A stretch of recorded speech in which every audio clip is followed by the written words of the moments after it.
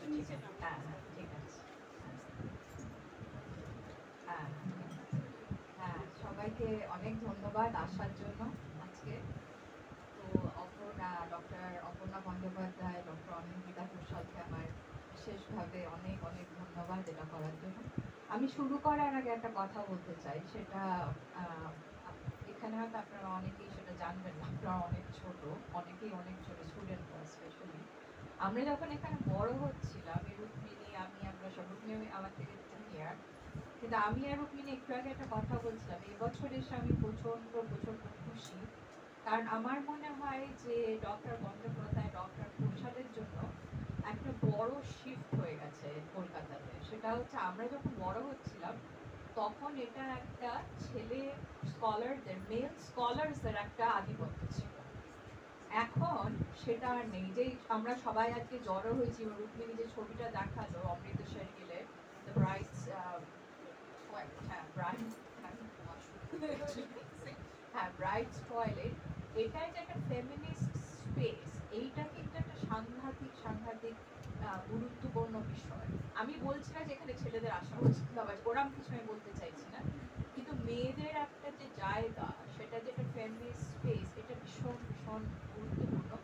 আমার মনে হয় এই যে আপনাদের প্রফেসররা এই ডায়মন্ড হারবার ইউনিভার্সিটি, উইমেন্স ইউনিভার্সিটিতে, ওনারা যে কাজটা করছেন আমি ফেসবুকে সবসময় দেখি, এবং আমি অপর্ণাকে তখন বললাম যে অপর্ণা আমি আসতে চাই, অপর্ণা বলল আচ্ছা। এইটা আমার মনে হয় একটা জেনারেশনাল শিফট, কারণ এখন ওনাদের জন্যই, এই আপনাদের প্রফেসরদের জন্যই কিন্তু এটা কলকাতায় হচ্ছে। এই যে আমরা মেয়েরা, আমি তো এখানে থাকিও না, 25 বছর হয়ে গেছে আমি চলে গেছি দেশ থেকে, কিন্তু আজকে যে 2024 সালে আমি ফিরে সেই টকগুলো দিতে পারছি। সবচাইতে মজার ব্যাপার হচ্ছে সবকটা টক কিন্তু আমাকে ইনভাইট করেছে মেয়েরা। এখনো অব্দি কোনো ছেলে আমাকে কিন্তু ইনভাইট করেনি টক দিতে, সেটা নিয়ে কি বলা উচিত? হ্যাঁ, এটা কিন্তু ভাবার বিষয় যে তিনি যেটা বলছে যে মেথডোলজি, কিন্তু মেথডোলজি তো রিসার্চ আছেই, আমাদের জীবনেও আছে। হ্যাঁ, এখনো কিন্তু আমি পাইনি। এই নিয়ে আমার 4 নম্বর টক, 4টে টকই মেয়েরা ইনভাইট করেছে, এবং সেটা ভাবার বিষয়, এবং সেটা আমাদের সত্যি, মানে আমার মনে হয় এটা অত্যন্ত খুশি হওয়ার বিষয়। এবং এটা একটা সত্যি জেনারেশনাল শিফট। আমরা যখন বড় হচ্ছিলাম এটা ছিল না, কারণ আমরা ছেলেদের থেকে শুনতাম ছেলেরাই লেকচার দিচ্ছে, যখন বিদেশ থেকেও আসছে তারাও ছেলেরা লেকচার দিচ্ছে, যেন হচ্ছে কোনো মেয়েরা কিছু পড়াশোনাই আর করছে না। সেটা যে হয়েছে তার জন্য সত্যি তোমাদেরকে অসংখ্য অসংখ্য ধন্যবাদ। তো যাই হোক, আমি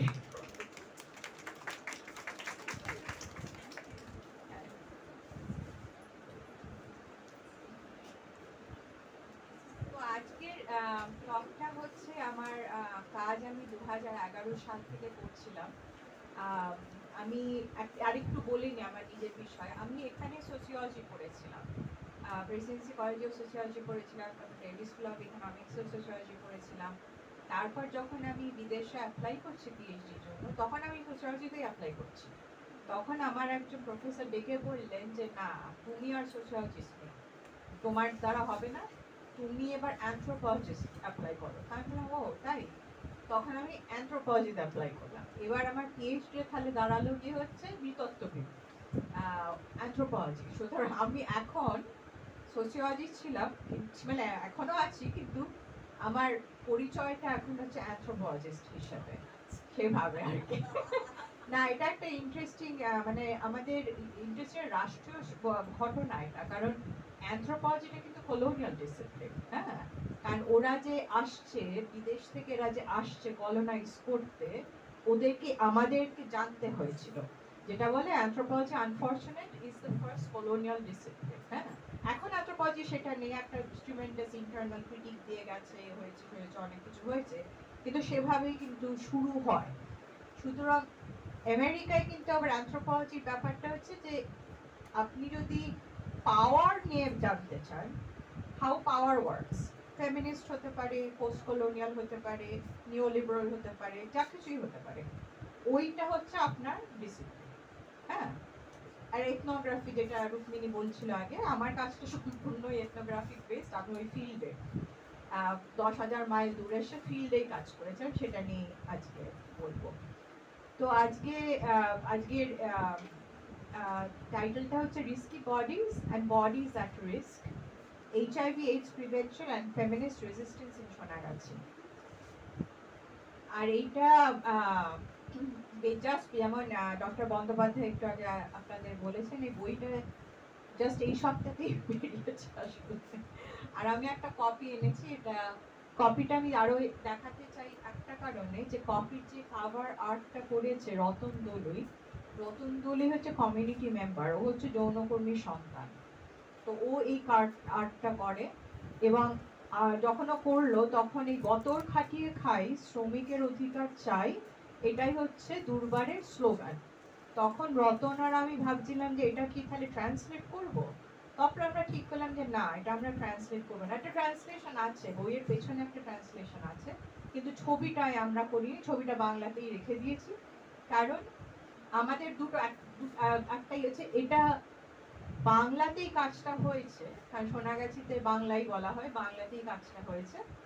এবং আমি আরেকটাও চেষ্টা করেছি, বইটাতে অনেক কথা আমি কিন্তু অনুবাদ করিনি। যেমন ধরুন আবদার, যে দিদিরা আবদার করলো, এখন আবদার কথাটা আমি ইংরেজিতে, এটাও মেথোডোলজির ব্যাপার, এটাও রুক্মিণী যেটা বলছে এটাও মেথোডোলজির ব্যাপার, কিন্তু আবদারটা আমি ট্রান্সলেট করিনি। করতে পারতাম হয়তো অনেকটা ফ্রেজ টেজ দিয়ে, কিন্তু আবদার ঠিক ডিম্যান্ড নয়, আবদার থেকে ওটা হয় না। আবদার একটা আবদার কথা, হ্যাঁ, ওইটা কিন্তু একটা ফেমিনিস্ট রেজিস্ট্যান্স। মানে আপনি যখন লিখছেন তখন এটা আরেকটা হচ্ছে, দ্য রেজিস্ট্যান্স ইজ অলসো যে আপনি শুধু বিদেশি যারা ইংরেজি পড়তে পারে তাদের জন্য শুধু লিখছেন না।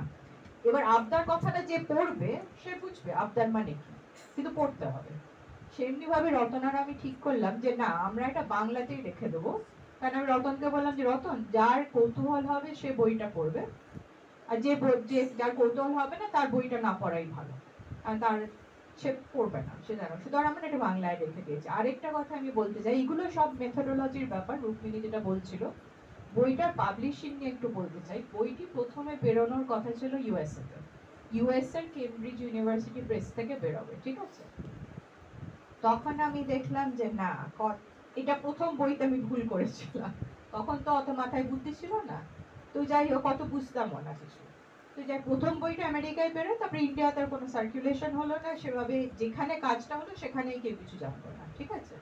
এবার আমি দেখলাম যে না, আমি এটা পড়বো না। এবার কেমব্রিজে বইটা বেরোনোর কথা ওখানে, তখন আমি বললাম না, এটা আমি অ্যাকচুয়ালি ইন্ডিয়ার কেমব্রিজ প্রেস থেকে বার করবো। মানে এটা গ্লোবাল কেমব্রিজ, একই ব্যাপার, কিন্তু ফার্স্ট রিলিজটা হবে এখানে। এবং সেটাই অপর্ণা বলছিল যে গত সোমবার সোনাগাছিতে এটা রিলিজ হয় কমিউনিটি মেম্বারদের সাথে। যেরকম বুক রিলিজ ইউজুয়ালি হয়ে থাকে, পার্ক স্ট্রিটে হয়ে থাকে বা অন্যান্য জায়গায় হয়ে থাকে, আমি সেটা করিনি। সেটা আমি করতেও চাইনি। সেটা আমি কমিউনিটির সাথে আমরা সবাই ওখানে গিয়ে এটা রিলিজ হয়েছে সেভাবে। সুতরাং এগুলো সব তো আমার কাছে, ওই যে বললাম যে পাওয়ার নিয়ে, ক্ষমতা নিয়ে যদি পড়াশোনা করতে হয়, তাহলে ক্ষমতাটা নিয়ে প্রত্যহ জীবনেও ভাবতে হবে যে বইটা আমি কোথায় পাবলিশ করবো। এখানে বা আজকে এখানে যে আমি আসতে পারছি, এই বইটা যদি ওখানে পাবলিশ হতো, সে ফেরত গিয়ে অনেক হয়তো বুক লঞ্চ হবে, তবে সব হবে, কিন্তু কাজটা যেখানে হলো তাদের সাথে এটা আর আমি শেয়ার করতে পারতাম না, এইভাবে শেয়ার করতে পারতাম না। তো আজকে বইটা ফিল্ড ওয়ার্ক বেসড, আমি অ্যানথ্রোপোলজিস্ট, আমার ফিল্ড আছে একটা, সেটা ছিল সোনাগাছি। স্ট্রাকচার্ড, আনস্ট্রাকচার্ড ইন্টারভিউজ,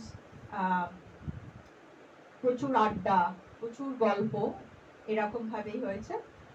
আর আরেকটা যেটা হতো সেটা হচ্ছে, আমি বলবো এটা একটু পরে, পিয়ার এডুকেটার্স যারা, HIV প্রিভেনশন প্রোগ্রাম যখন শুরু হয় 92 সালে, আমি তো কাজটা শুরু করছি 2011-তে, তখন ওই পিয়ার এডুকেটার্সরা প্রত্যেক দিন সকাল 11টার সময় ওরা ফিল্ডে যেত।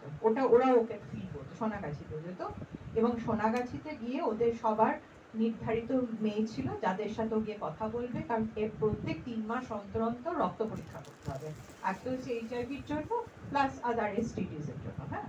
তো সেইভাবে ওদের সাথেই আমি প্রধানত ঘুরে বেড়াতাম সোনাগাছিতে, সবার সাথে যেতাম, সব ব্রথেলে যেতাম, কোন মেয়ের কি হচ্ছে না হচ্ছে, অনেক কিছু এইসব নিয়েই কাজটা করতাম। সুতরাং মোটামুটি এভাবেই কাজটা হয়েছে আমার। তারপরে এথনোগ্রাফিক ক্লাসটা 2011 থেকে শুরু করি, 2020-তে হঠাৎই শেষ করতে হয় কারণ প্যান্ডেমিক এসে গেল।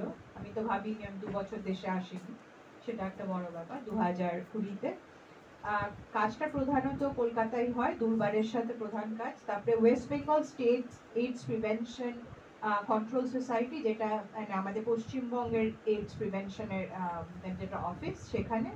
তারপরে ট্রপিক্যাল স্কুল অফ মেডিসিন, এখানে আসলে অনেক কাজ করেছি কারণ এটা হচ্ছে অ্যান্টি রেট্রোভাইরাল থেরাপি সেন্টার। আর সোনাগাছির যৌনকর্মীরা ওই সেন্টারটাতেই যায় কারণ ওটা সবচেয়ে কাছে। তারপরে হচ্ছে বটতলা পুলিশ স্টেশন, কিছুটা কাজ এইচআইভি নিয়ে, কিছুটা কাজ হয়েছে অ্যান্টি ট্রাফিকিং নিয়ে। তো বটতলা পুলিশ স্টেশন হচ্ছে সোনাগাছির কাছে পুলিশ স্টেশন, ওখানেও যেতাম। আর অ্যান্টি ট্রাফিকিং সেল যেটা অ্যান্টি ট্রাফিকিং ইউনিট, সেটা ছিল লালবাজারে, সুতরাং সেখানেও যেতাম। চাইল্ড ওয়েলফেয়ার কমিটিতেও কাজ করেছি কারণ মাইনর যদি কেউ দেখা পড়তো, মানে ধরা পড়তো সোনাগাছিতে, ওদের তাই নিজস্ব অ্যান্টি ট্রাফিকিং ইনিশিয়েটিভ আছে, তখন ওদের বাচ্চাদেরকে ইয়েতে নিয়ে যেতে হতো, চাইল্ড ওয়েলফেয়ার কমিটিতে নিয়ে যেতে হতো। আরেকটা কাজ আমি করেছিলাম হচ্ছে সেন্ট্রাল ফরেন্সিক সায়েন্স ল্যাবরেটরিতে। কারণ আমি এটা নিয়ে পরেও বলতে পারি, মাইনর কথাটা ওখানে 18 কম, রাইট? এটা তো সহজ ব্যাপার যে যার 18 না সে মাইনর, কিন্তু কাজটা আসলে এত সহজ নয়। কারণ একটা হচ্ছে গ্রাম থেকে যারা আসছে তাদের জন্মর সার্টিফিকেট নেই, অনেকেই না, বেশিরভাগই স্কুলে পড়াশোনা করেনি, সুতরাং স্কুল পাশের সার্টিফিকেটও নেই, কিছুই নেই, সুতরাং কোনো ডকুমেন্ট নেই যেটাতে বয়সটা দেখা যাবে। হ্যাঁ, তো সেই জন্য এই ফরেনসিক ইয়েতে আমি ওদের সাথে কাজ করেছি। একমাত্র যেভাবে বয়সটা নির্ধারিত করা যায় সেটা হচ্ছে জেনেটিক টেস্টিং, ডিএনএ টেস্টিং, কিন্তু ডিএনএ টেস্টিং খুব দাম, সুতরাং এখনো আমরা অ্যান্টি ট্রাফিকিং এ দেশে এখনো ওটা ব্যবহার করি না, সেই জন্যই ফরেনসিক সায়েন্স ল্যাবরেটরিতে যেতাম। আচ্ছা, দিল্লিতে আমি কাজ করেছি হচ্ছে National AIDS Control Organisation and Ministry of Women and Child Development. National AIDS Control Organisation হচ্ছে ওটা হচ্ছে একদম সারা দেশব্যাপী ওরা প্রোগ্রামিংটা করে। আর Women and Child Development Ministry হচ্ছে যত অ্যান্টি ট্রাফিকিং বিল আসছে সেগুলো হচ্ছে ওদের সূত্রে আসে। আর আর্কাইভাল রিসার্চ করেছিলাম আমি, যদিও মানে হিস্টোরিয়ান না, কিন্তু আমি অত্যন্ত মানে ইয়েতে ছিলাম, কৌতূহল ছিল আমার যে এইডস প্রিভেনশন প্রোগ্রাম এখন যেটা হচ্ছে সেটার সাথে মানে মিড 19th সেঞ্চুরি কন্টেজিয়াস ডিজিজের অ্যাক্টসের কি কি তুলনা করা যেতে পারে। এবং আমি অবাক হয়ে গেছিলাম যে সত্যি সত্যি অনেক রকম তার মধ্যে যোগসূত্র আছে। এবং এটাই আমি বলি যে ভালো একটা রিসার্চ করা, যেটা রুক্মিণীও বলছিল, ভালো রিসার্চ কাকে বলে? ভালো রিসার্চ হচ্ছে একটা হচ্ছে ওই একটা অ্যাঙ্কার দরকার, যে হঠাৎ এইচআইভি এসে গেল, হঠাৎ অ্যান্টি ট্রাফিকিং হয়ে গেল, তা তো হয় না, সবকিছু একটা সূত্র আছে, সূত্রটাকে ধরতে হবে। এবং মিশেল ফুকো, আপনারা হয়তো অনেকেই নাম শুনেছেন, মিশেল ফুকো যেটা বলে the history of the present, right? মানে এই যে যেটা চলে গেছে, এই যে আমাদের মধ্যে যেটা রয়ে গেছে, যেন আমাদের মানে পাস্টে যায় না, সেই পাস্টটা সব সময় আমাদের মধ্যে উপস্থিত থাকে আমাদের। হ্যাঁ, সেইভাবে ধরতে হবে। সুতরাং আমি ওটা নিয়েও লিখেছি যে কি করে কন্টেজিয়াস ডিজিজ অ্যাক্ট, যেটা একটা কলোনিয়াল স্টেটের অ্যাক্ট, সেটার সাথে এখনের যেটা এখন আমাদের স্বাধীন দেশ, তার সাথে কি করে মিলে যাচ্ছে অনেক কিছু। সেই জন্যই আর্কাইভাল রিসার্চ করেছিলাম ব্রিটিশ লাইব্রেরিতে। আরেকটা যেটা রুক্মিণীর সাথে আমার ওভারল্যাপ হচ্ছে এখন, সেটা হচ্ছে যে অটোবায়োগ্রাফিস, মানদা সুন্দরীর লেখা, ওর শিক্ষিতা পতিতার শিক্ষিতা পতিতা আত্মজীবনী, ওটা খুব সাংঘাতিক একটা বই, কিন্তু ওটাই নিয়ে আবার মেথোডোলজি নিয়ে হয়েছে, যে অনেকে বললেন না ওটা বোধহয় উনি লেখেন। আমি বললাম যে আপনি জানলেন কি করে? বললেন না মনে হবে না, এটাই কি ছেলের থেকে শুনেছে। তো যাই হোক, এরম আর কি, কিন্তু ওইটা একটা সাংঘাতিক বই, মানে ওটা এখন ট্রান্সলেশন হয়েছে, কিন্তু আমি বলবো যে আপনারা যদি পড়তে চান বাংলাটাই পড়বেন, মানে ওটা নিয়ে ভাবার দরকার নেই কে লিখেছিল, ওটা একটা সত্যি সাংঘাতিক একটা ডকুমেন্ট। আচ্ছা, আমি একটু সময় নিয়ে একটু কনটেক্সটটা বলতে চাই, যেমন হচ্ছে যে মানে এইচআইভি এইডস অ্যান্টি ট্রাফিকিং কি ব্যাপার না ব্যাপার সেটা নিয়ে বলতে চাই, তারপরে বলতে চাই যে সেইখানে আমার রিসার্চটা কিভাবে সিচুয়েটেড, ঠিক আছে? আচ্ছা, সোনাগাছি প্রজেক্ট শুরু হয় 92 সালে। এই ছবিটা যেটা দেখছেন এটা হচ্ছে পলাতক ক্লিনিকের ছবি। এটা হচ্ছে first HIV clinic, actually first HIV AIDS clinic in India. 92 সালে দেখা গেল যে HIV সংক্রমণের সাংঘাতিক খারাপ অবস্থা ইন্ডিয়াতে, ঠিক আছে। তখন এই HIV ক্লিনিক হলে পলাতক ক্লাব, একটা পাড়ার ক্লাব ছিল অ্যাকচুয়ালি।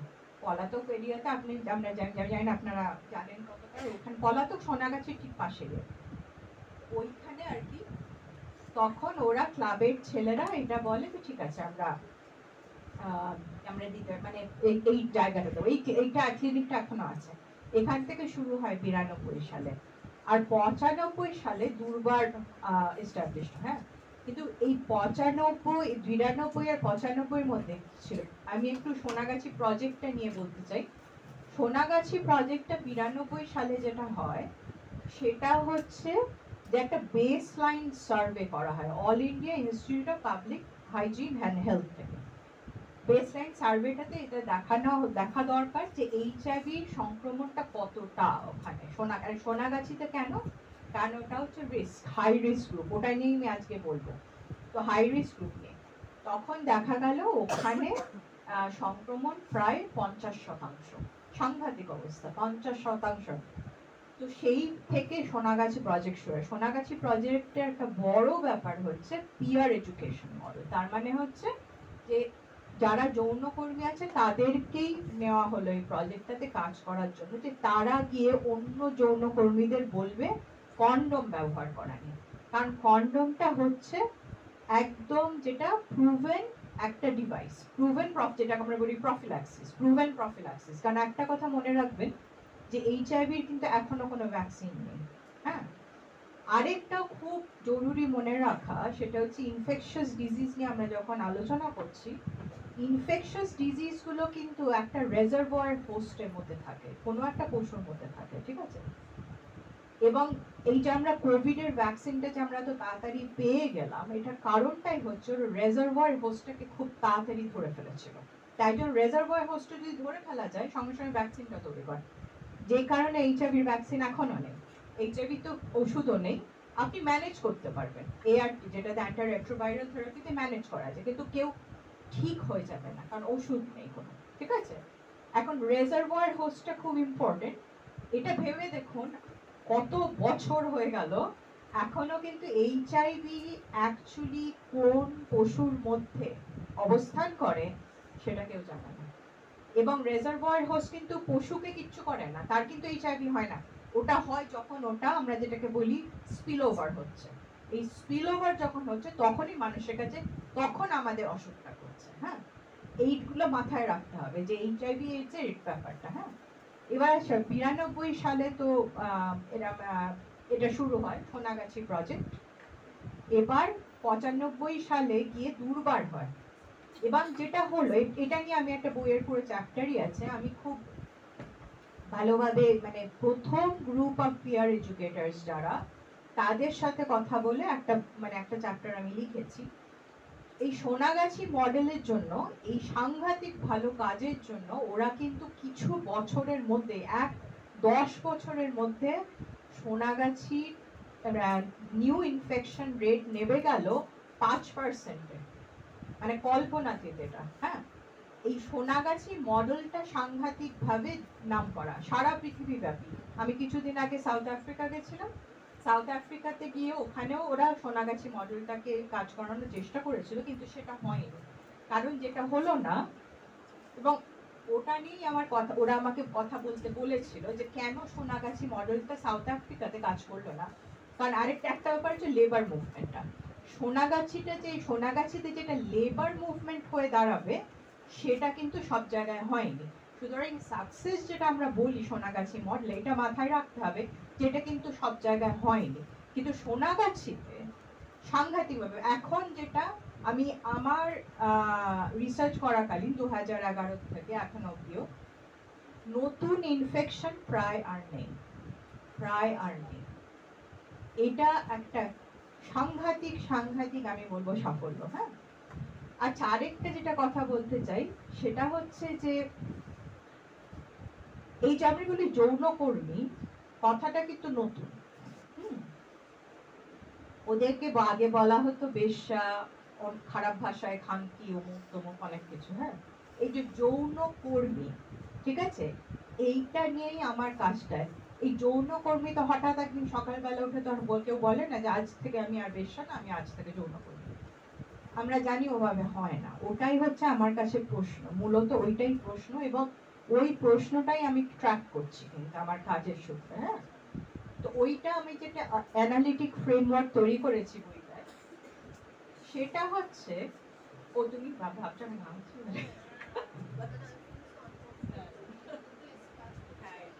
ঠিক আছে, আমি এমনি তো একটু বেশি। তো যেটা আমি অ্যানালিটিক ফ্রেমওয়ার্ক তৈরি করেছি সেটা হচ্ছে যে রিস্ক ক্রাইম আনস্টেবল বলে। হ্যাঁ, তো যেটা হয় 92 সালের পরে ওরা দেখছে, যারা প্রথম গ্রুপ অফ পিয়ার এডুকেটার্স, ওরা দেখছে যে ওরা কন্ডম যেটা ব্যবহার করার জন্য একটা সাংঘাতিক ওদের সমস্যা, মানে শুধু ক্লায়েন্টদের সাথে সমস্যা না, কাস্টমারদের সাথে সমস্যা না, তাদের সাথে তো আছেই সমস্যা, কিন্তু যৌনকর্মীরাও ব্যবহার করতে চাইছে না। হ্যাঁ, বলছে যে না দিদি এটা করলে আমাদের কাস্টমার চলে যাবে। হ্যাঁ, এইরকম। সুতরাং এই যে সোনাগাছি মডেলের যে আমরা সফলতার কথা বলি, এটা কিন্তু অত সহজে হয়নি। এটার পেছনে অনেক কাজ হয়েছে, অনেক কাজ হয়েছে, এবং এই বইতে আমি এটাই লিখেছি। এরকম দিদিরা যারা প্রথম গ্রুপ অফ পিয়ার এডুকেটর ছিল, তারা এরকমও বলেছে যে ওদেরকে নাম দেওয়া হয়েছিল কোন সোনাগাছিতে, বাকি মেয়েরা ওদের নাম দিয়েছিল কন্ডম ওয়ালি। যে এই যে বলে না ওই যে মাছওয়ালি, এই ওয়ালি সেই ওয়ালি, বলে এই যে কন্ডম ওয়ালিরা এসে গেছে, কারণ দুপুরবেলা হলেই কন্ডম নিয়ে নিয়ে সবাইকে বলতো যে এটা ব্যবহার করো। হ্যাঁ, এরকম হয়েছে যে একজন দিদি আমাকে বলেছিলেন যে একবার নাকি গরম মার ফেলে দিয়েছিল ওর ওপর, আর শাড়িটা চিপকে গেছিল গায়ের সাথে গরম মার, এরা মানে খুবই কষ্ট হয়েছে ওনাদের, কিন্তু ওনারা সেই কাজটা করে যান। কিন্তু আরেকটা যেটা প্রবলেম হয়েছিল সেটা হচ্ছে ছেলে কাস্টমার, তো এটা আমি ফিমেল সেক্স ওয়ার্কার্সদের নিয়ে কাজ করেছি, সুতরাং ছেলে কাস্টমাররা কন্ডম ব্যবহার করবে না, কারণ তাদের মনে হয় তাদের সুখটা কমে যাবে, সেটা ঠিক না। এবং এই যে কন্ডমটা ব্যবহার করতেই হবে কাজ করার জন্য, এটা কোন জায়গা থেকে দাঁড়িয়ে ওনারা বলবেন, কারণ ওনাদের তো কোনো লিগাল মানে কোনো আইনত অধিকার নেই। হ্যাঁ, এইটা একটা আরেকটা প্রবলেম, আমি এটা নিয়ে আরেকটু বলতে চাই। হ্যাঁ, তখন ওরা দেখলো যে না এইভাবে হবে না, আমাদের সংগঠন তৈরি করতে হবে।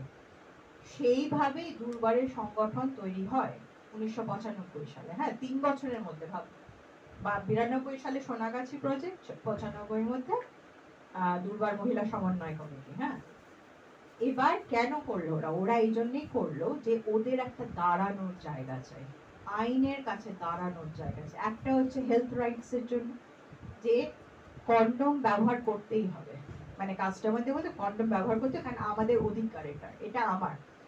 আরেকটা হচ্ছে অ্যান্টাই ট্রাফিকিং। এই যে সেক্স ওয়ার্ক আর অ্যান্টাই ট্রাফিকিং এটা মাঝে মাঝে এক হয়ে যায়, মানে এটা যে আলাদা জিনিস সেটা স্বীকৃতি, এটা আমাদের গভর্নমেন্ট বলে না, এটা সারা পৃথিবী ব্যাপী অলমোস্ট সব দেশেই একই ব্যাপার। ইউএস এর কথা পরে আমি গল্প করতে পারি যে কি অবস্থা ওখানে আরোই করুণ অবস্থা আর কি।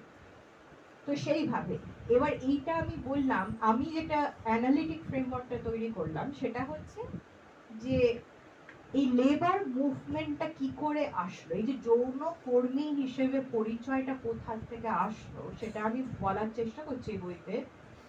যে এই যৌন কর্মীরা বলল ঠিক আছে আমরা এইচআইভির জন্য রক্ত পরীক্ষা করব, 3 মাস অন্তর অন্তর সবাইকে রক্ত পরীক্ষা করতে হয়, আমরা অ্যান্টি ট্রাফিকিং এর কাজও করব, ঠিক আছে। সুতরাং একটা জায়গায় এসে ওরা নিজেদেরকে সাবমিট করলো, বললো ঠিক আছে আমরা এটা করব, যে রাষ্ট্রের সাথে সহমত হলো যে হ্যাঁ আমরা এটা করব। কিন্তু এই জায়গাটাই হচ্ছে মজার ব্যাপার, এবং এই জায়গাটাই ফেমিনিস্ট, রাইট?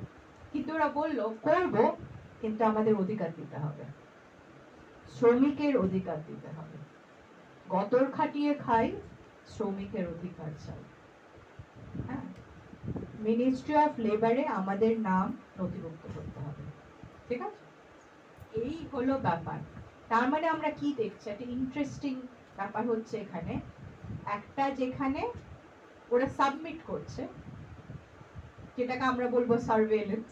হ্যাঁ, কারণ এটা তো স্টেট সার্ভেলেন্স, আপনি আমরা প্রত্যেক 3 মাস অন্তর রক্ত পরীক্ষা করছি, তারপরে কে মাইনার এলো, কে আনউইলিং মেয়ে এলো সোনাগাছিতে, সেটা নিয়ে অ্যান্টি ট্রাফিকের কাজ করছি। আমরা এটাতে সাবমিট করলাম, কিন্তু আমরা এটাকে সাবভার্টও করলাম। ঠিক আছে, সাবভার্ট করলাম মানে হচ্ছে আমরা হ্যাঁ আমি করব, কিন্তু তার বিনিময় আমাদেরকে অধিকার দিতে হবে, শ্রমিকের অধিকার। ঠিক আছে, শুধু এইটাকে আমি নাম দিয়েছি রিস্ক ক্রাইম আনস্টেবল। আমি ক্রাইমটা নিয়ে আজকে বলবো না, আমি পরে বলতে পারি আলোচনার সময়, কিন্তু আমি আজকে যেটা নিয়ে কথা বলবো সেটা হচ্ছে রিস্ক। এই রিস্ক কথাটা শুনলে মনে হয় খুব সহজ কথা, রিস্ক মানে তো রিস্ক মানে এই এর থেকে এই অসুখ হয়ে যাবে সেটা, কিন্তু অতটা সহজ না। সোনাগাছিতে যেটা ওরা করলো সেটা অত্যন্ত অত্যন্ত, আমি যেটা মনে করি একটা উদাহরণ ফেমিনিস্ট রেজিস্ট্যান্সে। হ্যাঁ, আচ্ছা এবার আরেকবার বলি আইনের ব্যাপারটা কি দাঁড়ায়। এই যে অধিকারটা দাবি করছে, এবং আইনে আমরা কোথায় এখন আইনের দিক থেকে যৌন কাজ নিয়ে, হ্যাঁ এই প্রস্টিটিউশন, সেক্স ওয়ার্ক কথাটা আসে না। সেক্স ওয়ার্ক কথাটা ইন্ডিয়ান কনস্টিটিউশন বা লিগাল এতে নেই। সব জায়গায় হচ্ছে প্রস্টিটিউশন, আর প্রস্টিটিউশন আর অ্যান্টি ট্রাফিকিংটা একসাথে করা, ঠিক আছে, মানে আলাদা করে না। এবার মজা হচ্ছে প্রস্টিটিউশনটা কিন্তু ইলিগাল না ইন্ডিয়াতে, তার কারণ অনেকে আমাকে বলে যে তাহলে সোনাগাছি আছে কি করে, আমরা সেই জন্য তো আছে, সোনাগাছি তো কালকের না, অনেক বছরের, হ্যাঁ সেই জন্যই আছে। এই যে কোয়াজাই লিগাল যেটা একটা স্ট্যাটাস, মানে এদিকটাও না ওদিকটাও না, তাতে যেটা হয় হ্যাঁ যৌনকর্মীরা কাজ করে খেতে পাচ্ছেন, কিন্তু উল্টো দিকে যেটা হচ্ছে অত্যাচারও হচ্ছে। কিন্তু আমি আরেকটা কথা বলতে চাই, আমরা অত্যাচার বলতে আমরা অনেকে ভাবে যে এই বোধহয় কাস্টমাররা এসে অত্যাচার করছে, কিন্তু এটা আমি ফিল্ডে কাজ করে দেখলাম অ্যাকচুয়ালি কাস্টমাররা না, ওদের সবচাইতে বড় হচ্ছে পুলিশের অত্যাচার, সাংঘাতিক পুলিশের অত্যাচার। আমি একটা পেপারও লিখেছি রেড নিয়ে, সাংঘাতিক, আমি কয়েকটা রেডও নিজে দেখেছি ওখানে হতে, এবং মানে যাকে বলে অমানসিক ভাবে রেড হয়, সাংঘাতিক ভাবে রেড হয়। বই পেপারটা রেডস অ্যান্ড রিটার্নস, আমি রেডটা নিয়ে লিখিনি, আমি যেটা নিয়ে লিখেছি সেটা হচ্ছে রেডের পরের দিনটা নিয়ে। আমি ওই ব্রথেলটাতে মাঝে মাঝে যেতাম, ওখানে আমি কয়েকজনকে চিনতাম, এবং পরের দিনের যেটা রেশটা রয়ে গেছে, যে রেডটাই ভাঙা লক, ভাঙা বিছানা, ভাঙা জিনিস, কেউ রান্না করছিল সে রান্নার জিনিসগুলো পড়ে আছে চারিদিকে, ওইটা নিয়ে আমি লিখেছি, যে ওই রেশটা যেটা রয়ে গেল, যে ডিস্ট্রাকশন একটা, সেইটা নিয়ে লিখেছি। যাই হোক, এইটা হচ্ছে এবার যখন আমরা আইনের দিক থেকে দেখছি, এবার অ্যান্টি ট্রাফিকিং লজ, এই যে অ্যান্টি ট্রাফিকিং লজ এখন অবশ্য ইন্ডিয়ান পিনাল কোড এখন নতুন সব হয়ে গেছে, সেটা অ্যান্টি ট্রাফিকিং নিয়ে কিন্তু খুব একটা বেশি পাল্টায়নি, সেটা হচ্ছে ইন্টারেস্টিং, ওটা সবাই মনে রাখবেন, ওটা নিয়ে খুব একটা পাল্টায়নি। আচ্ছা, এটা হচ্ছে 1956 এর প্রথম যেটা suppression of immoral trafficking act, যেটা 1920s এ পাস করা হয়েছিল, যেটা একটা হোয়াইট স্লেভারি নিয়ে একটা প্রচন্ড লোকজনে, মানে কলোনাইজারদের, ব্রিটিশদের একটা প্রচন্ড ঝামেলায় হয়ে পড়ে গেছিল, যে সব ব্রাউন ছেলেরা, এখানকার ছেলেরা সাদা মেয়েদেরকে এনস্লেভ করছে। এই যে হোয়াইট স্লেভারি যেটাকে বলা হয়, একটা ওটা নিয়ে একটা সাংঘাতিক আশঙ্কা, এটা শুধু ব্রিটিশ গভর্নমেন্টের না, এটা সারা পৃথিবীর, মানে ফ্রেঞ্চ গভর্নমেন্টের, ডাচ সবাই, ওটা একটা সাংঘাতিক ওদের একটা আশঙ্কা হয়ে গেছিল যে হোয়াইট স্লেভারি। এই হোয়াইট স্লেভারি প্রিভেন্ট করার জন্য হয়েছিল 1920 সালে এই সীতা অ্যাক্ট। সীতা একটা খুব ইন্টারেস্টিং একটা নাম, মানে ছোট করে দেখতে গেল সীতা মানে একটা পিওর ব্যাপার সেরকম ভাবে আর কি। তারপরে আসি ইমোরাল ট্রাফিকিং প্রিভেনশন অ্যাক্ট 86 সালে। হ্যাঁ, এটা কনফ্লিক্ট করে, এটাকে দুটো, ওটা আলাদা করে না, ট্রাফিকিং আর প্রস্টিটিউশন একই, আর সেক্স ওয়ার্কে কোনো জায়গা নেই। ইন্ডিয়ান পিনাল কোডই বলবো, কারণ ওইটাতে মানে নতুন যেটা ন্যায় সংহিতা হয়েছে ওটার মধ্যে একই ব্যাপার, সুতরাং ওটাতেই। তার থেকেও বেশি হচ্ছে যে বারবার দেখা যায় একটা করে বিল আসছে, women and Child Development ministry থেকে মাঝে মাঝে একটা বিল আসে, এবং বিলটা কখন আসে সেটা নিয়ে আমি একটু বলতে চাই। যেমন 18 সালে একটা বিল এলো, 21 সালে আরেকটা বিল এলো। হ্যাঁ, এই বিলগুলো কেন আসছে সেটা নিয়ে বলতে হবে। আচ্ছা, কনস্টিটিউশনে হচ্ছে আর্টিকেল 23 বলে যে কোনো এনস্লেভমেন্ট চলবে না, হ্যাঁ, কোনো হিউম্যান বিংস ফোর্স লেবার চলবে না। ইন্ডিয়ান পিনাল কোডে 1000টা জিনিস আছে, ঠিক আছে। আচ্ছা, তারপরে আছে যে ইউএন এর পালেরমো প্রোটোকল, সেটা হচ্ছে গ্লোবাল অ্যান্টি ট্রাফিকিং প্রোটোকল, যেটাতে ইন্ডিয়া সইও করেছে এবং ওটা রাটিফাইও করেছে। তার মানে হচ্ছে ইন্ডিয়াকে ওটা মেনে চলতে হবে। হ্যাঁ, সেটা আছে 2000 সাল থেকে। আরেকটা আমি বলবো যে ইউএন এর ট্রাফিকিং প্রোটোকলের থেকেও বেশি যেটা হচ্ছে সেটা হচ্ছে আমেরিকায়, ইউনাইটেড স্টেটসে একটা রিপোর্ট পাবলিশ হয় প্রত্যেক বছর, 2000 সাল থেকে এটা পাবলিশ হয়ে আসছে। এটা হচ্ছে বলে ট্রাফিকিং ইন পারসনস রিপোর্ট। এই ট্রাফিকিং ইন পারসনস রিপোর্টটা যেটা করে সেটা হচ্ছে ওরা মানে আমেরিকা সারা বিশ্বের পৃথিবীকে র্যাঙ্ক করে। র্যাঙ্কে হচ্ছে টিয়ার 1, টিয়ার 2, টিয়ার 3। আর টিয়ার 1 মানে হচ্ছে খুব ভালো কাজ করছে, টিয়ার 2 মানে হচ্ছে ভালোই করছে, টিয়ার 3 মানে অ্যান্টি ট্রাফিকিং কাজ কিছুই হচ্ছে না। আচ্ছা, টিয়ার 2 আর টিয়ার 3 এর মধ্যে একটা আছে, সেটাকে বলে টিয়ার 2 ওয়াচ লিস্ট। তার মানে হচ্ছে এবার কাজ তো ভালো হচ্ছেই না, এবার যে কোনো সময় টিয়ার 3 তে চলে যাবে। এবার প্রবলেমটা হচ্ছে যে যদি কোনো দেশ টিয়ার 3 ওয়াচ লিস্টে চলে যায়, টিয়ার 2 ওয়াচ লিস্ট বা টিয়ার 3 তে চলে যায়, তাতে ট্রেডের প্রচুর প্রবলেম হয়, অনেক রকম প্রবলেম হতে পারে। মানে আপনি গ্লোবাল কানেকশন যদি ভাবতে অনেক রকম অসুবিধা হয়, সুতরাং এটা একটা ইম্পর্টেন্ট।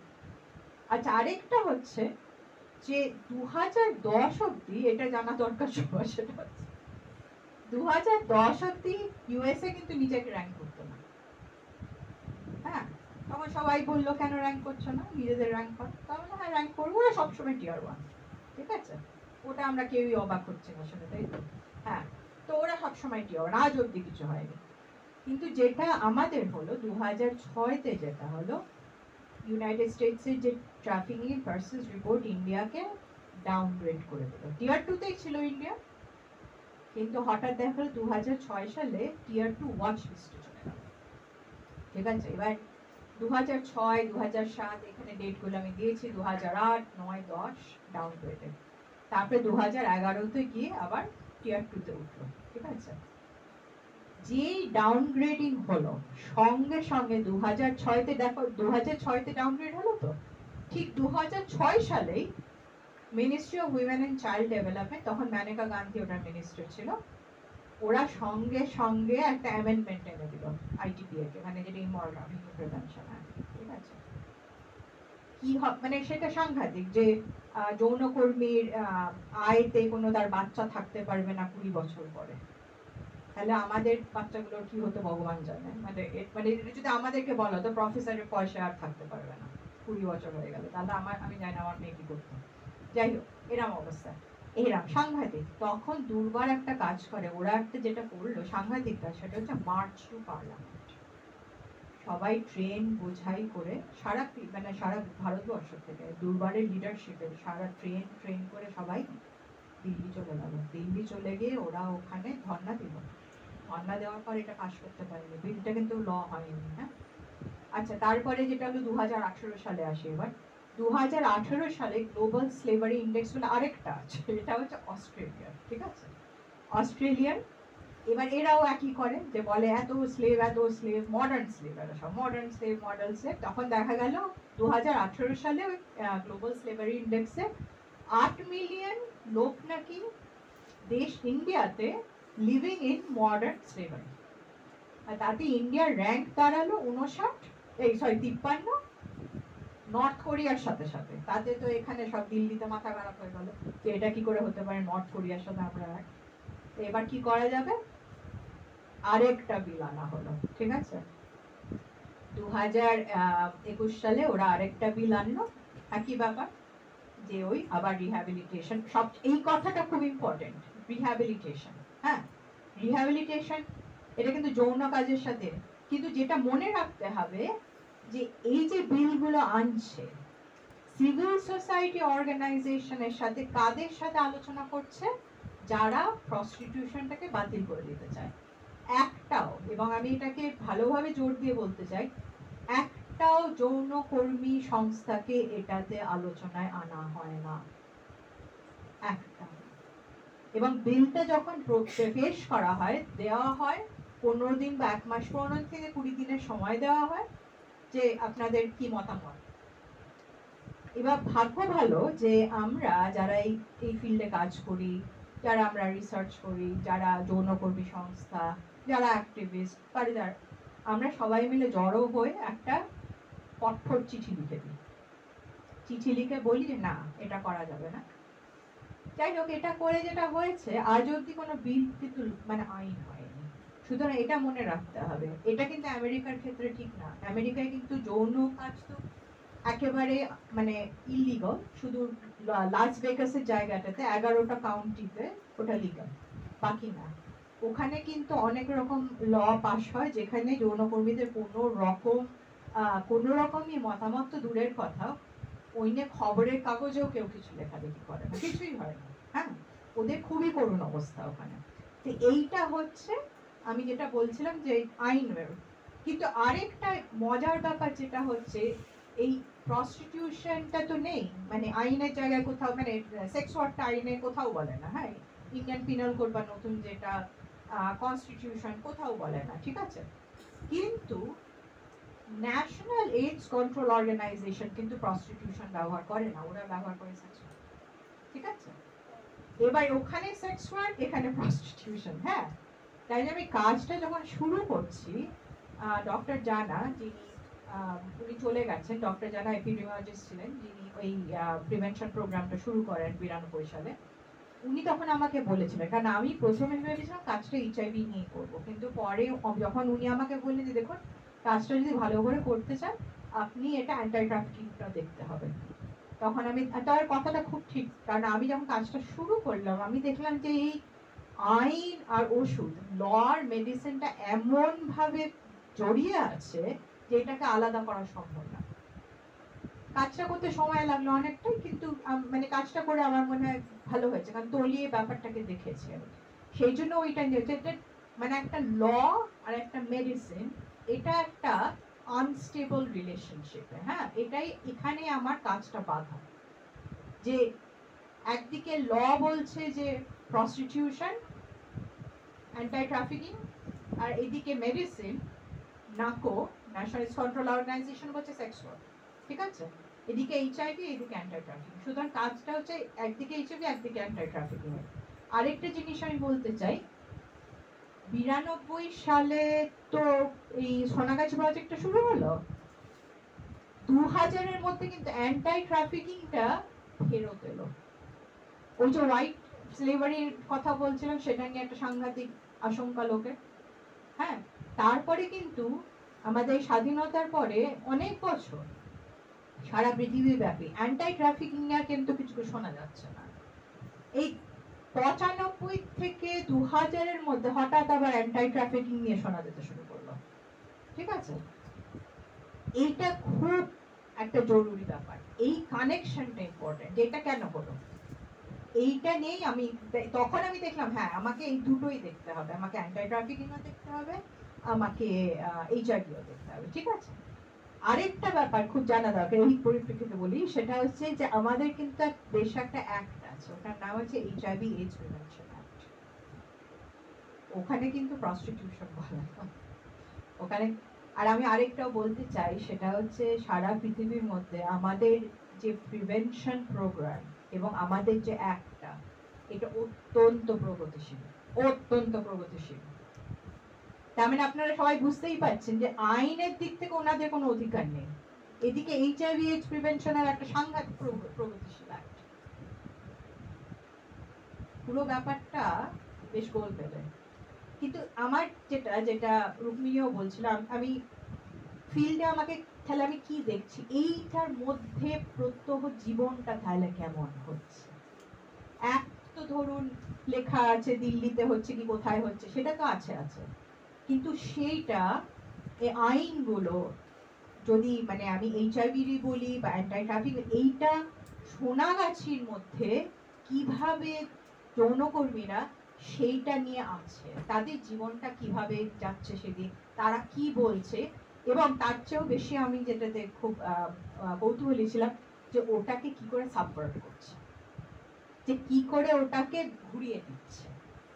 এটা একটা খুব বড়, এবং ফেমিনিজমের এটা তো এজেন্সি না, আমরা এজেন্সির কথা বলি, যে আমাদের এজেন্সিটা কোথায়, যে আমরা যে পিতৃতন্ত্রতে আছি সেটা তো আছি, কি করবো, এখন করার তো কিছু নেই, কিন্তু করার আছে। আমরা কোথায় আমাদের এজেন্সিটাকে দিয়ে জিনিসটার একটা প্রশ্ন তুলছি এবং জিনিসটাকে পাল্টানোর চেষ্টা করছি। হ্যাঁ, এইটাই হচ্ছে আমার কাজ। এবং যেটা রুক্মিণীও বলছিল যে আমরা প্যাটার্ন দেখি।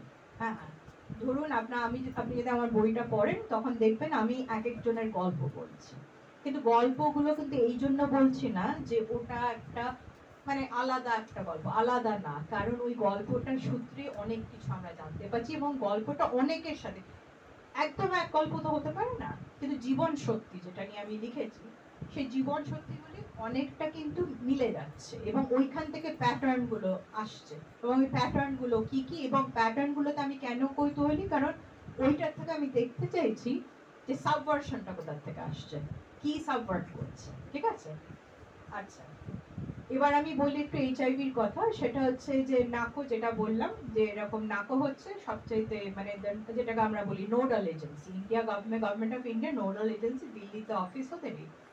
আচ্ছা ওরা যেটা করে সেটা হচ্ছে National AIDS control prevention strategies, যেটাকে বলে এনএসসিপি।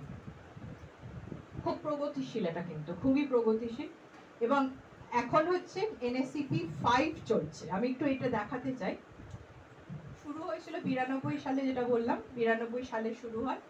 Centralised approach, awareness and blood safety, করতে করতে করতে করতে এই সব হচ্ছে। এখন আমরা 2021-এ একটা গ্যাপ পড়েছে, দেখবেন এখানে 4 নম্বর এনএসসিপিতে, যে 2017 থেকে 2020 অবধি ছিল প্রত্যেক 5 বছর অন্তর অন্তর, কিন্তু 2020টা যেটা হলো ওটা প্যান্ডেমিকের জন্য ওটা একটা বছর দেরি হলো। এখন হচ্ছে আমরা এনএসসিপি 5, হ্যাঁ এনএসসিপি 5-এ আমরা এখন আছি।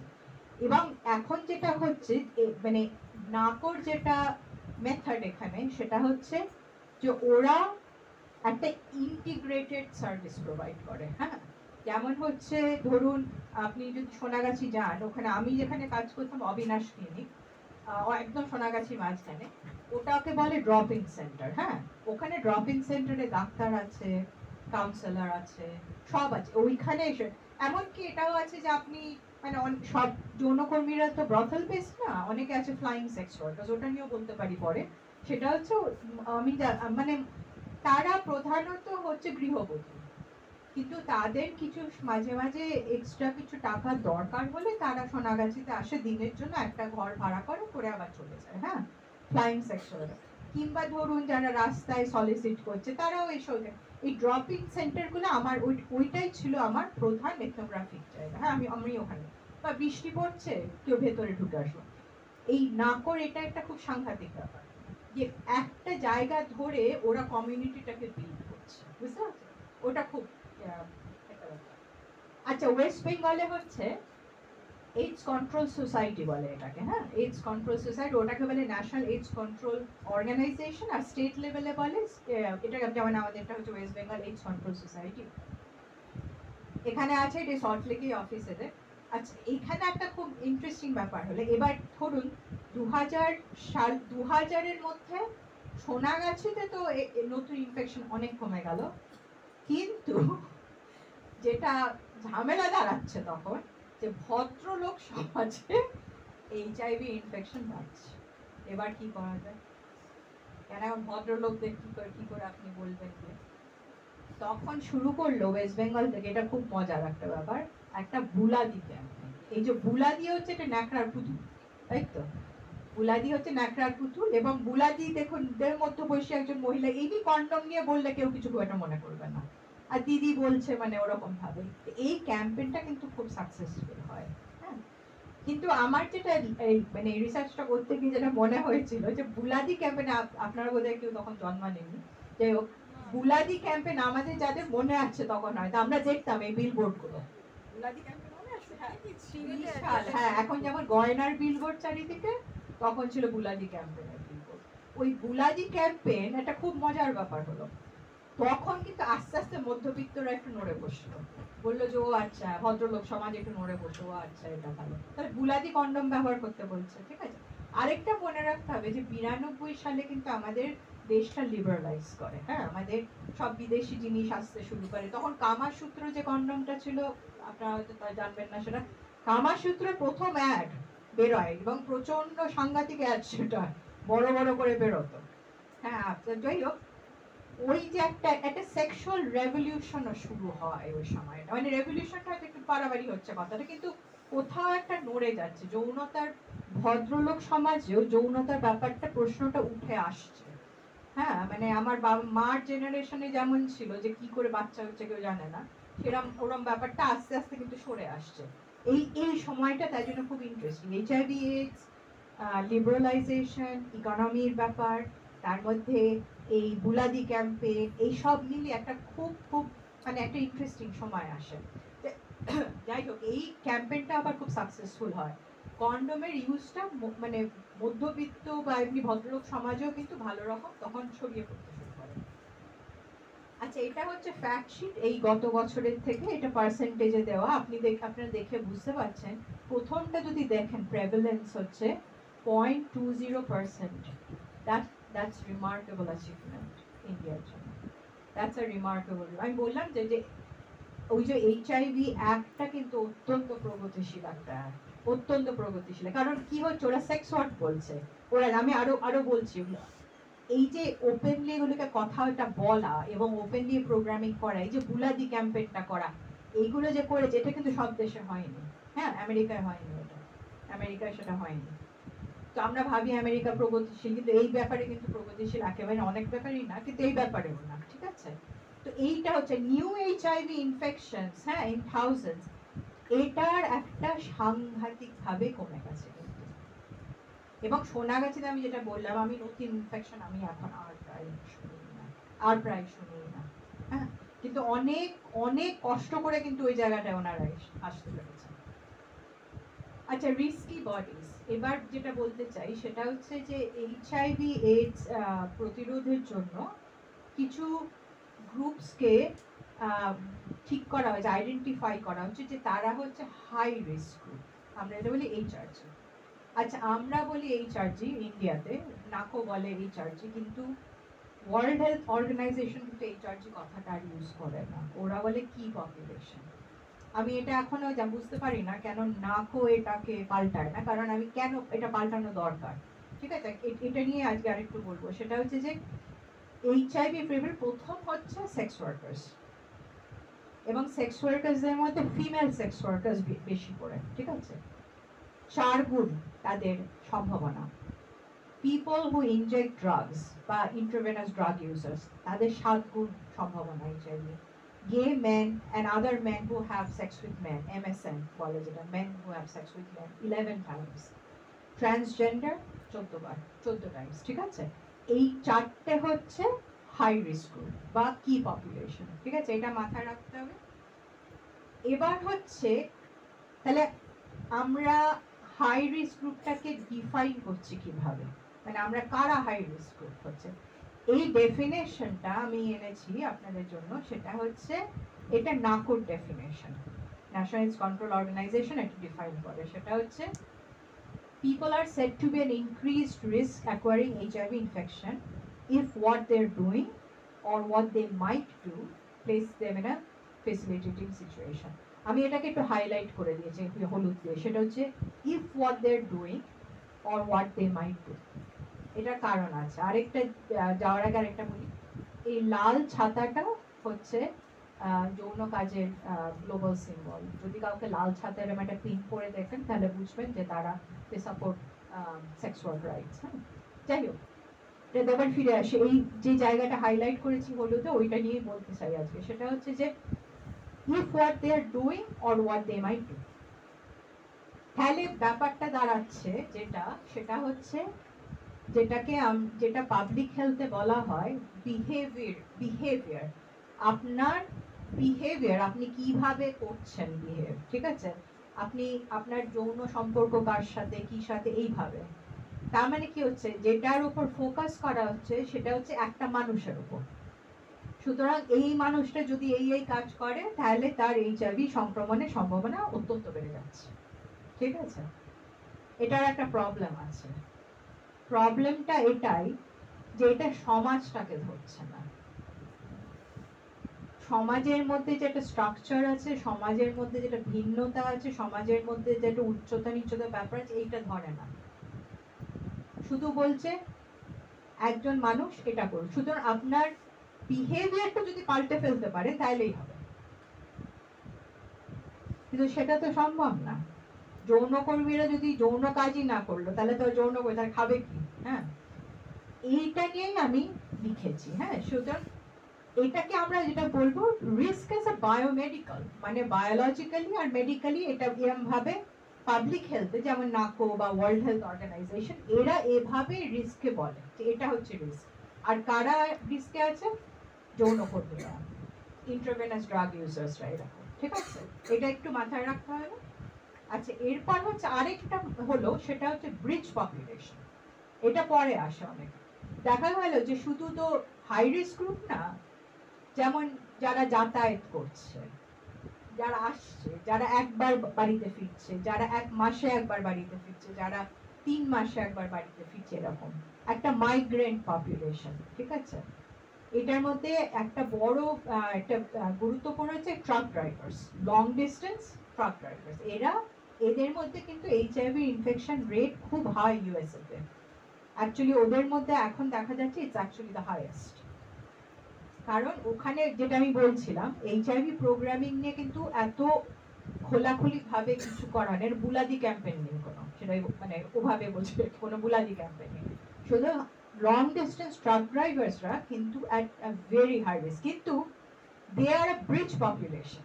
কারণ ওরা যৌনকর্মীর সাথে দেখা করছে, তারপরে ধরুন বাইরে বাড়ি যাচ্ছে, এবার কোনো কারণে বউয়ের ইনফেকশন হয়ে গেল বা তার যাচ্ছে না, তার ইনফেকশন হলো, এরা ব্রিজ করছে। হ্যাঁ, এখন ব্রিজ পপুলেশন নিয়ে অনেক কাজ হচ্ছে। হ্যাঁ, যেমন মাদার টু চাইল্ড ট্রান্সমিশন, মা এখন মানে এইচআইভি ইজ ট্রান্সমিটেবল, হ্যাঁ, জেনেটিক্যালি ওটা ট্রান্সমিট করে যায়, কিন্তু ওইটা আরেকটা ব্যাপার, ব্রিজ পপুলেশন।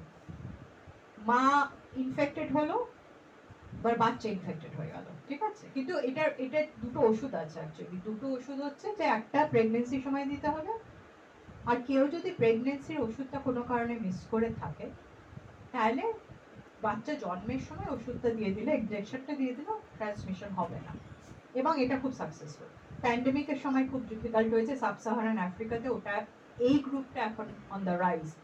নতুন বাচ্চারা যারা এইচআইভি ইনফেকশন নিয়ে জন্মাচ্ছে, কারণ ওই ইনজেকশনটা পায়নি, সেই জন্য। হ্যাঁ, এই হলো ব্যাপার এখন। এই আচ্ছা, বডিজ অ্যাট রিস্ক, এইটা নিয়ে আমি একটা এটা এটা এটা আমি একটু ঘুরিয়ে দিচ্ছি। হ্যাঁ, নাকো বা WHO বলছে রিস্কি বডিজ, মানে একটা শরীরকে বলা হচ্ছে ডিজিজড, রিস্কি।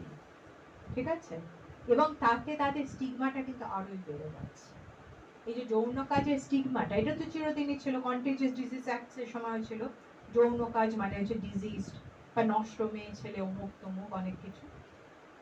কিন্তু কথাটা হচ্ছে যেটা দুর্বার বলে সেটা হচ্ছে যে হ্যাঁ, পাবলিক হেলথ তো আছে, আমরা কাজ করবো পাবলিক হেলথ জন্য, প্রত্যেক 3 মাস অন্তর অন্তর চিকিৎসা, রক্ত পরীক্ষা করবো, সবই করবো, কিন্তু আমাদের শরীরটা কি হবে? গতর খাটিয়ে খাই, আমাদের গতরটা কি হবে? সেই জন্য এটাকে আমি বডিজ অ্যাট রিস্ক, এই যে ফেমিনিস্ট টার্মটা, এটাকেই আমি বলছি দ্য ফেমিনিস্ট রেজিস্ট্যান্স। যে আমার শরীরটা, হ্যাঁ আমি করব, রক্ত পরীক্ষা করব, কিন্তু আমার শরীরটাকেও তো দেখতে হবে, সেটার জন্য রাষ্ট্র কি করছে? এইখান থেকেই শুরু হয়। হ্যাঁ, একবার আমাকে একজন দিদি বলেছিল, আমরা সবাই ওখানে সবাইকে দিদি বলি, একজন দিদি আমাকে বলেছিলেন যে আমাদেরকে এইচআরজি বলে, কিন্তু আমরা তো সোনাগাছির থেকে প্রায় বেরোই না, তাহলে আমাদের কোত্থেকে এইচআইভি আসবে? এইচআইভিটা তাহলে বাইরের থেকেই এসে, কথাটা তো বললাম। তো সেইভাবে দেখতে হবে। হ্যাঁ, আমরা এই বডিজ অ্যাট রিস্ক সেইভাবে এটাকে ঘুরিয়ে বলা যে রিস্কি বডিজ, হ্যাঁ পাবলিক হেলথ, কিন্তু আমরা যদি ক্ষমতার ব্যাপারটা গিয়ে দেখি, এটাকে আমরা উল্টে দিচ্ছি, বলছি যে গতর খাটিয়ে খাই, শ্রমিকের অধিকার চাই, তাই জন্য বডিজ, আমাদের শরীরটাকেও রক্ষা করতে হবে এই জীবাণু থেকে। ঠিক আছে, এইটা একটা দুর্বারের বিশাল বিষয়, এবং এটার থেকেই হচ্ছে শ্রমিকের অধিকার। এবং শ্রমিক যেমন ধরুন আমাদের এই যে মানে আমরা যারা ধরুন ইউনিভার্সিটি কলেজ টলেজে পড়াই, এই যে আমরা আসছি, আমাদের কিন্তু স্বাস্থ্যর জন্য কিন্তু আমাদের গভর্নমেন্ট বলুন বা যেই বলুন, তাদের কিন্তু একটা দায়িত্ব আছে যে আমরা যাতে ঠিক থাকি। সেটা তো ওদের ক্ষেত্রে প্রযোজ্য, তো ওদেরকেও ঠিক থাকতে হবে। এই পাবলিক হেলথ ন্যারেটিভটা, পাবলিক হেলথটাকে যে এইভাবে ওরা সাবভার্ট করে দিয়ে বললো যে হ্যাঁ করবো এটা, কিন্তু আমাদেরকে অধিকার দিতে হবে, এই জিনিসটাই আমি যেটা বলার চেষ্টা করছি যে this is the feminist resistance. হ্যাঁ, এটা অনেকে ক্রিটিসাইজ করে যে এটা হচ্ছে কোঅপটেশন। কোঅপটেশন মানে হচ্ছে যে আপনি ক্ষমতার জায়গাকে বলে হ্যাঁ হ্যাঁ আপনার ক্ষমতা আমি মেনে নিচ্ছি, কিন্তু আমি বলি না, এটা কোঅপটেশন নয়। কারণ কোঅপটেশন তখনই হতো যদি কোনো আর সাবভার্সন না হতো, যদি ওরা অধিকারটা দাবি না করতো তাহলে আমরা বলতে পারি কোঅপটেশন, কিন্তু এটা তো কোঅপটেশন না, এটা অনেক তার চেয়ে বেশি। তো এইটা বলে আমি আজকে শেষ করতে চাই। আর আলোচনার সময় অনেক প্রশ্ন থাকলে আমি যা অনেক অ্যান্টি ট্রাফিকিং নিয়েও বলতে পারি। আর এটাই ছবিটা হচ্ছে ডক্টর জানার, এটা উনি যখন মারা যান ওখানে ল্যান্ডসেট বলে একটা কাগজ আছে, ওইখানে ওনার এই ছবিটা দিয়েছিল। এটা ওনার অনেক ছোটবেলাকার ছবি। ল্যান্ডসেট হচ্ছে ইউকে ইউএস এর একটা মেডিকেল জার্নাল, এবং এটা নিয়ে সোনাগাছি প্রজেক্ট মানে উনি যেভাবে এটাকে তৈরি করেছিলেন এবং যেভাবে মেয়েদেরকে মানে যৌনকর্মীদের যেটা অধিকার, ওরা যেটা সবসময় বলে যে জায়গাটা তৈরি করে দিয়েছিলেন, ওটা একটা সাংঘাতিক জায়গা। সেই জন্যই আমি এটা দিয়ে শেষ করতে চাই। আরেকটা যেটা বলতে চাই, অনেক সময় টক দিতে গেলে সবাই বলে যে রিহ্যাবিলিটেশন রিহ্যাবিলিটেশন। আমি সবসময় একটা কথাই বলি যে এটা রিহ্যাবিলিটেটিভ মুভমেন্ট না, এটা হচ্ছে অধিকারের সংগ্রাম। অধিকারের যে বলে না, ক্যান দ্য সাবঅল্টার্ন স্পিক, তাই জন্য ওয়েন দ্য সাবঅল্টার্ন স্পিকস, আমাদের এইটুকু অন্তত দায়িত্ব যে তাদেরকে শোনা, তাদেরকে শোনা এবং তারা কি বলছে সেটা শোনা। তারা কোনো রকম ওই সেলাইয়ের কলটল চায় না, একেবারেই চায় না। তো সেইটা আমাদেরকে সবসময় মাথায় রাখতে। সুতরাং করুণা নয়, সলিডারিটি, সলিডারিটি, এবং শুধু দুর্গার মহিলা না, sex workers around the world. আচ্ছা, অনেক ধন্যবাদ।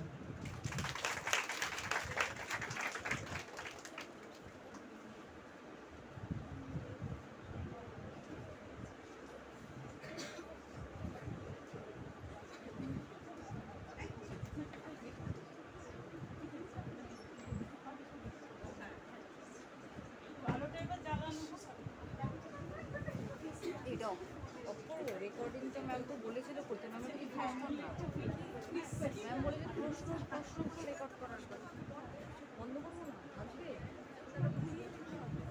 অনেক অনেক ধন্যবাদ রুক্মিণীকেও ধন্যবাদ আরেকবার জানাই। অসাধারণ বক্তৃতা দুজনেই দিলে। আমরা আশা করছি যে অনেক অনেক প্রশ্ন আমরা পাবো। দুজনকে অ্যাড্রেস করেই তোমরা নিজেরা উঠে একটু প্রশ্ন পাবো। প্লিজ নিজেদের একটু পরিচয় দিয়ে একটু নাম এবং কোন ক্লাসে পড়ো বা পড়া।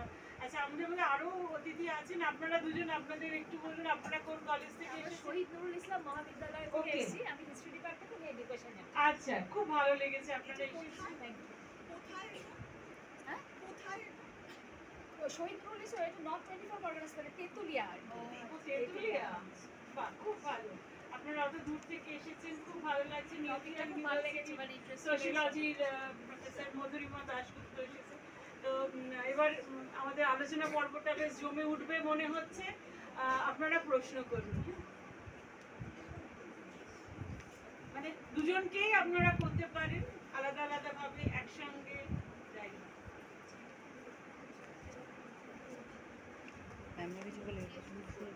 কে শুরু করবে? একটু উঠে দাঁড়িয়ে জোর গলায় প্রশ্ন করবে।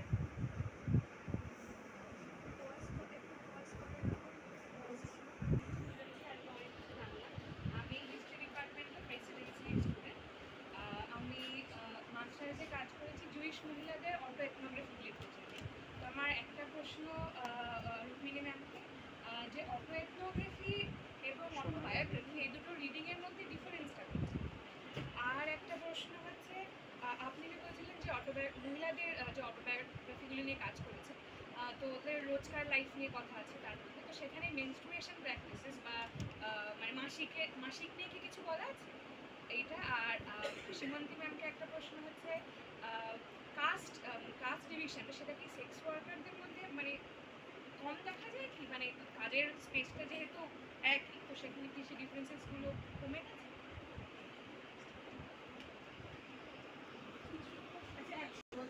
একটা প্রশ্ন, আপনি যে আমি ওয়েবিনারেও আপনার টকটা শুনেছিলাম সেদিন, তো আজকে আপনি যে জায়গাটাতে শেষ করলেন যে তারা কোনো করুণা চায় না, বিষয়টা রিহ্যাবিলিটেশনের না। আমি না অন্য কথা ভাবছিলাম শুনতে শুনতে, যে আমরা তো অনেক সময় চেঞ্জ অফ প্রফেশনের কথাও ভাবি, আমরা সবাই জীবনের বিভিন্ন ক্ষেত্রে অনেকেই হয়তো ভেবে থাকি। তো এরকম কিছু কি আপনার মনে হয়েছে যে তারা যে কোনো কারণে ওনাদের ক্লান্ত বোধ করছে, they want a change of profession, মানে রিহ্যাবিলিটেশন না, চেঞ্জ অফ প্রফেশনের চিন্তাটা আছে কিনা? রুক্মিণী ম্যামকে যে প্রশ্নটা করেছে, আপনি পার্থ চট্টোপাধ্যায়ের কথাটা বললেন যে সত্যি আত্মচরিত আর স্মৃতির কথা, মানে পুরুষরা যখন লিখছে অনেক বেশি ফোকাস বোধহয় তাঁদের কৃতিত্বের ওপরে, আর মহিলারা যখন লিখছে তখন একটা পারিপার্শ্বিক সমাজচিত্র উঠে আসছে, এবং সেখানে বোধহয় রাজসুন্দরী দেবীর অটোবায়োগ্রাফিটা একটু ব্যতিক্রমী, অনেকটা যেন নিজের সাথে নিজের কথা বলা, তনিকা সরকার বলছেন। এই বিষয়টা যদি আপনি আর কি একটু বলেন। আমি সারিয়া তুলিসা, এখানে এই একটু জোরে বলো, মানে পিএইচডি করছি। একটু জোরে কথা বলো। সামনে কি বলো তো, এত আস্তে কথা বললে না। 2-2.5 বছর আগে, মানে যখন ওই প্যান্ডেমিক চলছিল, সেই সময় একবার একটা এনজিও থেকে মানে গিয়েছিলাম ওখানে ওই HIV AIDS ওই টেস্টের জন্য। ওদের যে মানে কন্ডিশনটা মানে দেখেছিলাম, ওই প্রত্যক্ষ করেছি। তো সেটা যে ওরা সেক্স ওয়ার্কার, মানে সেটা বাইরে থেকে দেখলে বোঝা যায় না। আর মানে রেজাল্ট যেটা এসেছিলো নেই আর কি, ওদের মধ্যে কোনো ইনফেকশন বা ডিজিজ খুঁজে পাওয়া যাচ্ছে না। সেটা আর আমার একটা প্রশ্ন আছে, সেটা হচ্ছে যে আগে, এখন সেক্স ওয়ার্কার এই টার্মটা ইউজ করা হয়, কিন্তু আগের মানে বণিকা বা বনিতা এই ধরনের বা নটি এই শব্দটা মানে ইউজ করা হতো সাহিত্যে বা মানে পত্রপত্রিকা সব জায়গায় আমরা দেখতে পেতাম। কিন্তু এই যে চেঞ্জেস, টার্মের যে পরিবর্তন, তার মধ্য দিয়ে কি ওদের কোনো সোশিও ইকোনমিক যে অবস্থানের উন্নয়ন বা পরিবর্তন কি লক্ষ্য করা যাচ্ছে?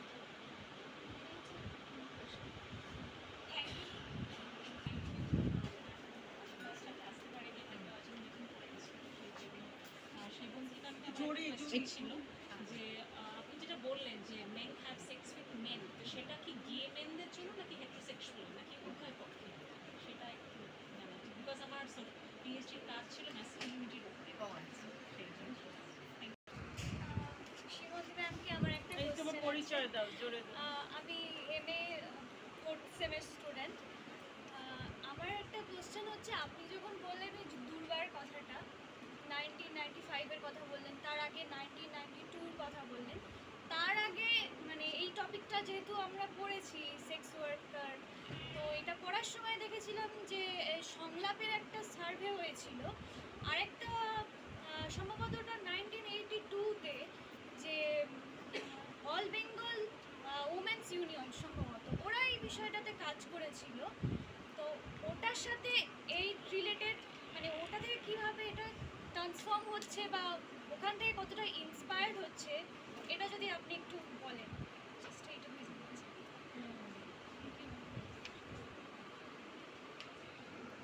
ভালো বলেছো, কিন্তু একটা ব্যাপার লক্ষ্য করেছি যে যেসব মেয়েরা আত্মজীবনী লিখছেন, মানে যাদের অকাল বৈধব্য চলে আসছে, তারা তো বৈধব্যের পর মনে হচ্ছে যে অনেকটা যেন নিজেকে বা নিজের যন্ত্রণা বা অভিজ্ঞতাকে ব্যক্ত করার মানে মতো একটা সাহস বা একটা স্পেস পাচ্ছে।